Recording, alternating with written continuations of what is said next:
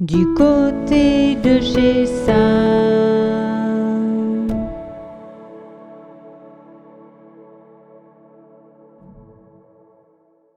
Bienvenue du côté de chez Sam. Voici la suite de Petit traité de toute vérité sur l'existence de Fred Vargas, intitulé Critique de l'anxiété pure.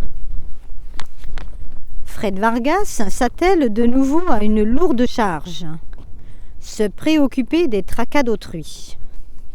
Cela lui aurait été épargné si on pouvait s'en débarrasser. Mais la nature ne l'a pas permis. Il faut savoir aussi que le tracas vit sur l'homme et se reproduit sur lui, à l'instar de notre insecte prédateur, j'ai nommé la puce. Dans Traité de toute vérité sur l'existence, l'auteur a partagé avec nous les astuces qui lui ont permis de concasser haut la main les menus emmerdements de l'existence, entendez par là métaphysique, guerre, religion, art, sens de la vie, néant, et sans oublier l'amour. Malgré tout, elle se fait du souci de nous trouver un brin trop placide, comme quoi son précédent livre a porté ses fruits, car la béatitude génère dans des délais rapides un ennemi aussi perfide que discret, l'ennui. Il faut donc à tout prix dégoter un dérivatif à cet ennui.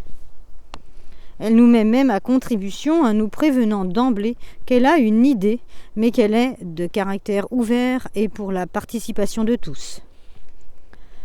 Elle attend que nous inscrivions notre idée sur un bout de papier et que nous la glissions dans l'urne. Comme par hasard, l'urne reste vide. Sans doute avons-nous abusé de son précédent opus. Ne croyez jamais aveuglément en la parole du premier venu. Cette formule lui pose problème. Incidemment, je ne sais comment on peut dénouer au plan linguistique ce problème du premier venu qui n'est guère heureux. Il en va de même du lancinant « je vais boire un café au café » que je n'ai pas résolu en 4 années de recherche et qui reste en suspens parmi tant d'autres affaires en cours.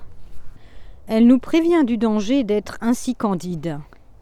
Il faut toujours garder son libre arbitre, LA, sinon flottant sur l'eau, abandonné sans recul à notre béatitude, loin des côtes et loin des sujets, l'ennui va nous happer aux cuisses comme un requin-marteau.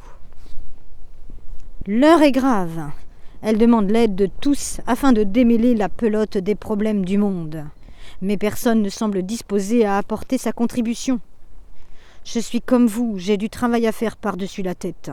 Les questions ménagères à gérer et familiales à arranger, et des romans policiers à écrire. Alors, si vous croyez que j'ai du temps à consacrer à la pelote du monde, non, absolument pas. Je préférerais, quitte à devoir manger sur mes nuits, vous balancer un roman policier nutritif et décontractant. J'ai une bonne idée pour le prochain. Cela se passe dans un sentier forestier très loin d'ici. Il fait nuit, et voilà qu'un type seul emprunte ce sentier. Vous y avez cru ? Vous avez cru que j'allais me laisser distraire ? Que j'allais embrayer sur un roman policier picaresque et nourrissant ? Je ne veux pas vous faire de la peine, mais c'est non. De façon subliminale, ce qui n'a jamais été tenté en littérature, elle nous a dégagé beaucoup de concepts. Mais il faut mettre le turbo, la mission doit être terminée dans 4 jours.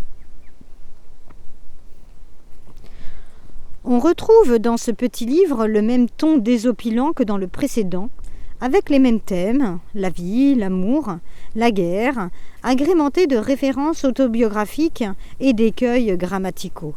De l'humour, de la bonne humeur, qui nous font passer un agréable moment de lecture.